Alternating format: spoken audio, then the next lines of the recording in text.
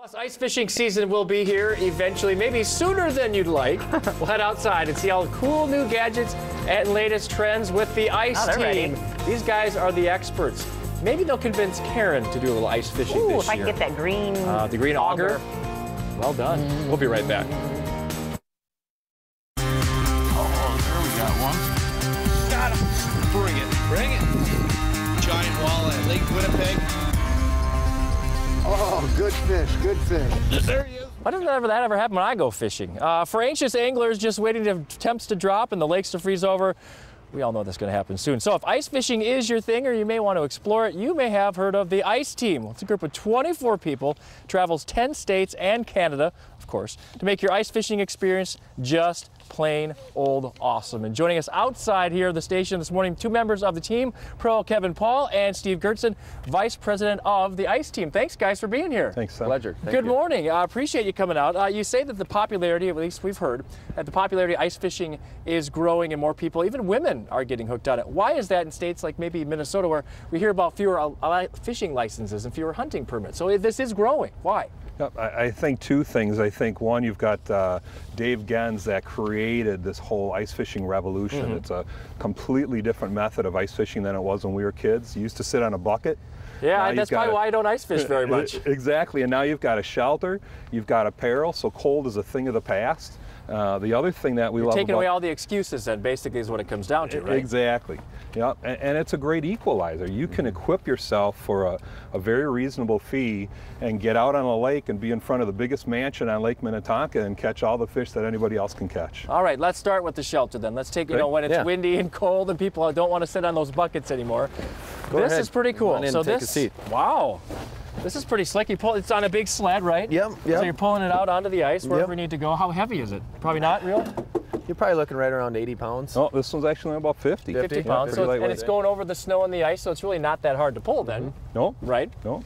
You drag her out there. Got the nice short ice rods, make it convenient when you're inside the shack. When you're inside the shack, can you use a propane heater like that? Yep. The buddy heaters are designed with very, very low carbon monoxide, and they do have a safety switch built in with Mr. Heater products, so you will not ever have any issues with carbon monoxide inside the shelter. Yeah, how expensive is something like this? It's 50 pounds, so not real heavy. It's got to be a lot easier and cheaper than having a shack, a shanty. Yeah, definitely. One thing I think a lot of people are becoming more and more involved is the value. I mean, you can get into ice fishing in general for a relatively low price. You spend a few $100s on a shelter, you buy a heater, and a flasher, and I think for $1,000, I think you can be very well invested and be able to take your family and your kids and your wife out and enjoy the sport. And I'm guessing most of this equipment will last for a long time too. Oh, yes, definitely. Talk about the gear. You got the full setup going here. Yeah, got some Ice Armor bibs on. They have the padded knees, so if you are out hole hopping and stuff, moving around, they're very convenient for that.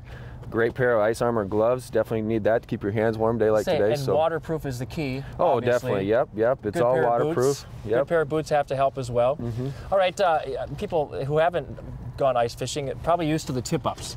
Is this the best way to fish, or can we just set out like a dozen holes and just start fishing away? No, to be honest with you, the short poles and a Vexilar flasher like you see on the ground right here, if you had those two things and an ice auger, you're going to be able to jump from hole to hole and definitely be able to put fish on the ice for you. Let's talk real quickly, we've got about a minute left, about technique. How different is it then than open water fishing? You're relatively looking for the same type of areas, structure, different rock piles and things. It's not a whole lot different. It's just a matter of fishing some of those key areas, and you're fishing directly right on the fish. I think ice fishing is a little easier, to be honest with you. Because you're centralized, and I suppose you get a lot of information with GPS now to find out exactly how deep the water is, exactly where the different structures are, where the fish might be hiding. Yeah, definitely. Your shelter and stuff's kind of like your boat on ice. So. All right, real quickly, how's the best way to get kids and maybe the reluctant angler like Karen inside? She was just no ice fishing for her, and basically just the temperature. Other than the temperature, how do you get kids to go? You got to get some fish, right? You do got to have a spot that's going to have even some fish. It doesn't matter what size you are. Kids just love to catch, fish in general. So you got to get them out there on a decent day, have the proper equipment, make it fun for them. It's not always about how many you catch. Just get the kids a few fish.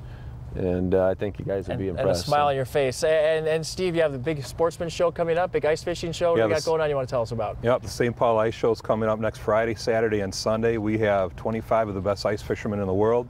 They're available on our website, and every one of them is going to be at the St. Paul Ice Show, available to answer any questions anyone might have. And I suppose that's a really small investment to find out, just to get the basics. Oh, absolutely. It's a lot of fun. Yeah. Well, we are out of time, you guys. Thank you so much, Kevin and Steve from Ice Team. Thanks for all the great tips. This is a really nice setup. I could probably get used to this. For more information on these guys, pretty easy. Just go to iceteam.com for more information. They have lots of videos, tips, everything you need to know, right, about ice fishing. Yep. It's right there. You can learn about the pros as well. So Marina, we want to know, and these guys really want to know, how long it's going to stay cold.